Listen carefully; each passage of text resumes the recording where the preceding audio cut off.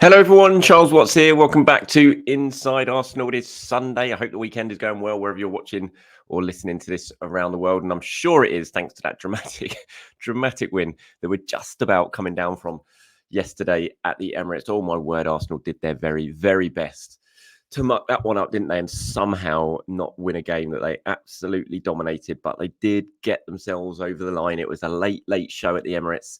And they won 4-2 against Leicester. Now, lots of you have seen my video from yesterday. It was a bit of a different one. Obviously, I took my son for his first Arsenal game. Really amazing, special day. And thank you very much for all the nice comments you have left from yesterday's video that we did after the game together, running through our thoughts on the game and sort of just detailing his first game at the Emirates. So, yeah, it was really, really special. I'm so happy, honestly, so happy we got those 2 late goals. It would have been such a I don't know, just knock the wind out of his sails, I think, a little bit if we hadn't won that game.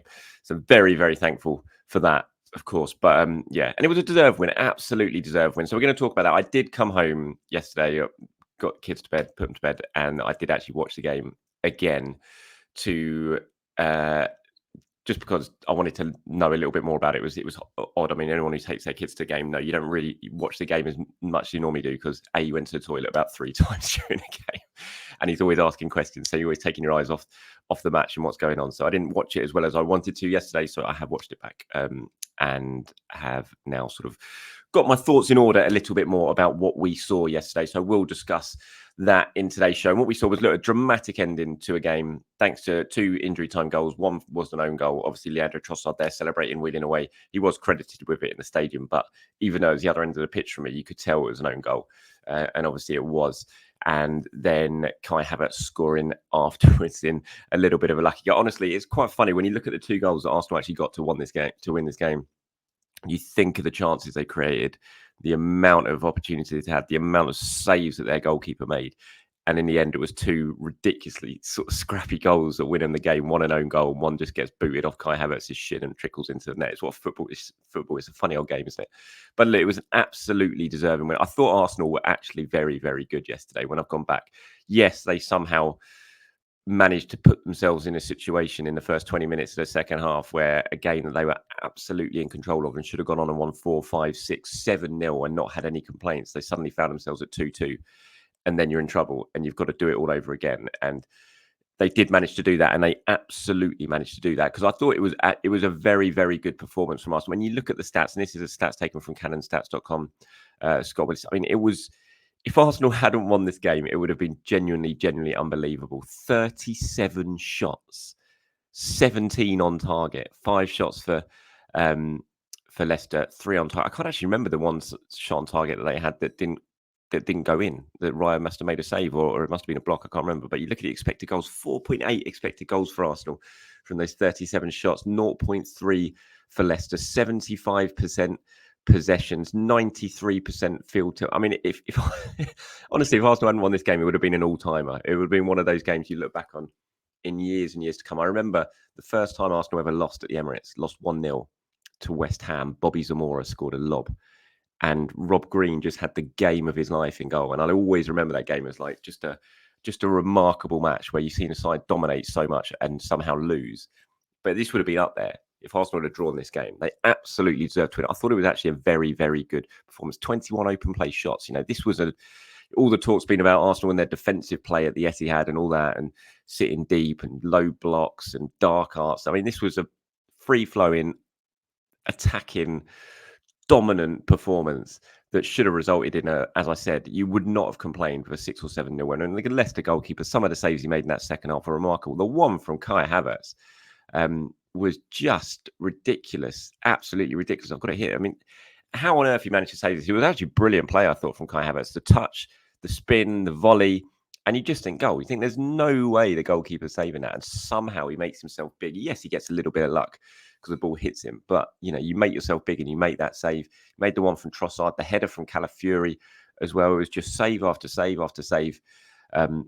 And it was one of those times when you sit there and think, this isn't going to happen, is it? This is going to be 2-2. I was standing there talking to the guys next to me and just like, how have we managed to do this? How are we not going to win this game? And on the back of City dropping points, it would have felt like such a hammer blow coming out of that stadium yesterday, not having won that match. So the fact that they did strike late, they did get those 2 late goals. It was so important for so many reasons, but it was absolutely 100% deserved because I thought it was a very, very good performance from Arsenal. So this is Mikel Arteta, some of his reaction after the game. In the build-up to the match, he gave the players a notepad and pen at the training session and on Friday, and asked them to write down what they envisaged, how they envisaged breaking Leicester down because of the sort of style of play they knew Leicester would come to the Emirates with. So he was asked, did anyone write down that outcome on their notes? And he said, I have to check, but I don't think that was on paper. It got very emotional, more emotional than we wanted, certainly, but I am really pleased with the performance and the way we played, the chances we created, how we dominated the game. And after the 2-0 result, it should have been much bigger. But this is the Premier League, the quality of the opponent, the quality of Leicester. They scored 2 goals, and I'm even happier how we dealt with that situation afterwards. It was emotionally superb, in control, very clear in what we had to do, how consistent we have to be to attack the spaces and continue to do a lot of things that we're already doing. I think we fully deserve to win the game. On the fact that Arsenal did surrender that 2-goal lead, he said, very worrying, especially in that scenario and with the performance that we produced. In theory, you should never get yourself to this point, but this is football and it's a beauty in it in relation to many other sports. Then we have to earn it in a different way, and we did with unbelievable support from our supporters. They were unbelievable. Again, I mean, the start of that second half was weird. The free kick, Saliba gave the free kick. I just don't think that was a yellow card, by the way. It just tangled her legs with Jamie Vardy, yellow card. The free kick came in. Obviously, it was unlucky. It was the header was there. The fact that Arsenal let him have that sort of free header wasn't great, but then it took the deflection off Kai Havertz and that totally wrong footed David Raya. The second goal was unbelievable. I was coming back from taking Luke to the toilet. I was standing on the stairway watching exactly behind the guy who put the cross in. And the finish from James Justin, just, you try that 20 times, you score it once. And that was the one time that he managed to stick it in the far corner. But as Arteta said, I actually thought the way Arsenal dealt with that afterwards and the way they played and how patient they were, but patient with probing, because I didn't think it was a case of Leicester just sitting back and having that low block and Arsenal going from side to side and creating nothing. They did create. They kept creating chances, but they just didn't take them in this situation. So it wasn't one of those games where you just saw them pass and do nothing with it. They actually did create chances. They showed really good movement at times. I thought the set-piece delivery was really, really good. They didn't panic, and that ultimately led to them getting themselves those 2 goals. Saka with the corner. Saka's deliveries were absolutely superb. Saka actually had a brilliant game in this game. I put him down yesterday in the ratings, and as I said at the time, I knew my ratings weren't going to be very good yesterday because of how I was watching the game. But I actually thought Saka had a really good game. When I watched back, the amount of time he beats his man, his deliveries, the chances he created, for himself, he actually had a really, really good game for Saka yesterday. So I was maybe a little bit harsh in my immediate post-match reaction on him. Mikel also on winning the game in the sort of the context of the way they won it. He said, so happy. That's what I told them. It got nasty. It got difficult. It was emotionally difficult to accept with the amount of situations that we created and the amount of goals that we should have scored, but it wasn't. And now what? You don't feel sorry for yourself. You take ownership. You start taking more risks. Everybody. Nwaneri, 17 years old. He takes the ball. The first action is like this. He runs past 2-3 players and wants to take a shot. I just love it. If you want to play here, you want to be at that level, you need to play with that courage. I really, really value that from the team today. Yeah, Nwaneri changed that game yesterday. Arsenal were very good even before he came on, I thought. But he was exactly what we needed for those final 10 minutes yesterday. He gave everyone a lift. He came on, and that moment that Mikel talks about where he just beat a couple of players, bent that shot towards the far corner. The keeper again made that save, but it just lifted everyone. I think for those final 10 minutes, instead of it being everyone getting overly anxious and sort of moaning and groaning that the clock was ticking down, he gave everyone that extra little impetus, I think, for that final 10 minutes in the stands and the players as well. There was that shot. There was that time when he beat about 3 players and stood the cross up as well. In the whole build up to this game, I've been saying that I think he from Nwaneri should have started it. And his cameo was exactly why I think he should have started it. I think it was a perfect game for him. I knew he was going to be absolutely buzzing after what happened in midweek. And he took that confidence into the game, and he showed that from the moment he got on the pitch. I think he should start next Saturday 100% against Southampton. I just don't see any reason why he shouldn't start. He's ready. He's absolutely ready. We're seeing that. Maybe not against PSG in a game of that magnitude, although, to be honest, I wouldn't be against it. But certainly for Southampton at home, I'd be dropping Declan Rice into the 6th role, and I'd be playing Ethan Nwaneri alongside... I'd be keeping Thomas Partey there probably and playing Ethan Nwaneri alongside Declan Rice in that midfield role against Southampton. But yeah, brilliant Nwaneri. What a cameo that was. What a talent he is. Right, I just wanted to talk about this. This has got a lot of headlines. Of course, Steve Cooper was very upset the fact that Calafiori didn't get sent off in the second half. He was lucky not to get sent off, no doubt about that. The fact he made that foul, he was already on a booking. He could easily on another day have got a yellow card. But again, this is what I was saying. Even after the Man City game and the Trossard thing, the referees, when you have that excuse when it comes to kicking a ball away of, oh, he's got no other choice. It's rubbish. You always have a choice because the referee here really probably shouldn't have had another choice. He should have booked Calafiori because he was on a yellow card. It was probably another yellow card tackle. But he thought, you know what? Not every foul is a yellow card. Not every foul has to be a yellow card. And that's his decision. That was his choice in that moment. You know, Arsenal couldn't have complained if he'd have got sent off. But the referee looked at it and thought, is that worth sending off? Is that worth giving a second yellow card and a red card and reducing a team to 10 men? No, I don't think it is. So he made that choice. He had that choice. And that's exactly the same. That's why I just don't think every single time you kick a ball away in any situation, that Trossard one last week, he wasn't looking. The whistle went about half a second before he kicked it. He was already in the motion of kicking it. You could almost see he tried to pull out from doing it. You don't have to send him out. It's not the referee always has a choice, just like he had it in that one. So look, I think Arsenal were lucky. I thought Calafiori's first yellow card was very harsh anyway.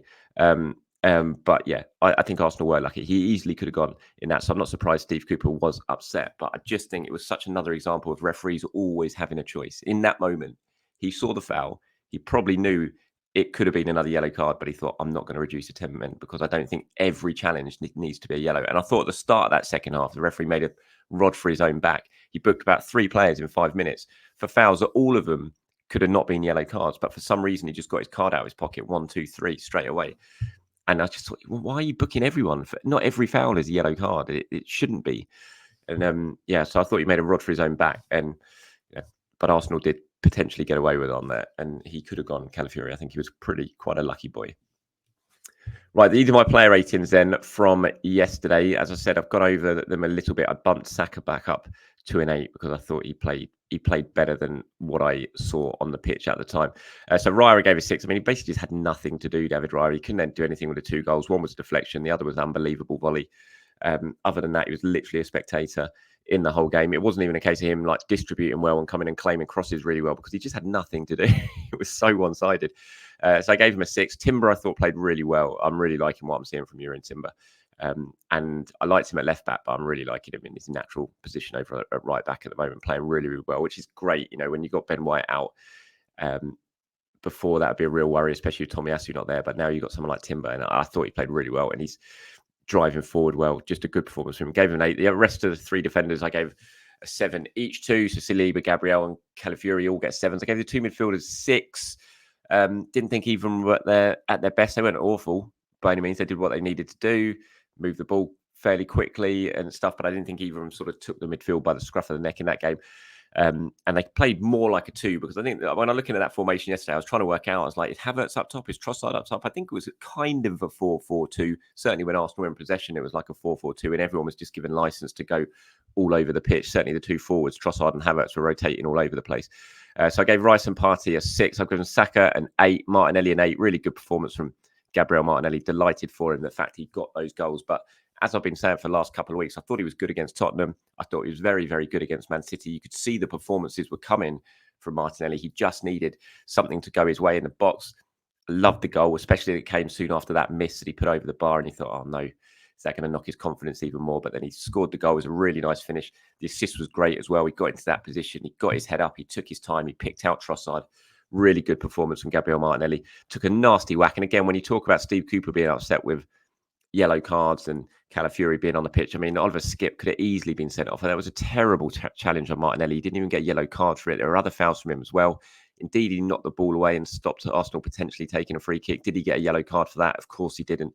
No. So, yes, Steve Cooper can be upset with Calafiori, but there was incidents in that game where Leicester could have easily got themselves in trouble with the referee, and they didn't. And there was a nasty one on Martinelli from Skip, and you could really, it was right in front of me, and you could see for the remainder of that first half, he was not happy. His ankle was hurting a lot, and he did go off in the second half. Hopefully, there's nothing. You know, hopefully it's just a nasty kick and he'll be fine for PSG. But good to see him scoring goals, getting an assist, making an impact in the final third. So him and Saka both get an 8. Trossard I gave an 8.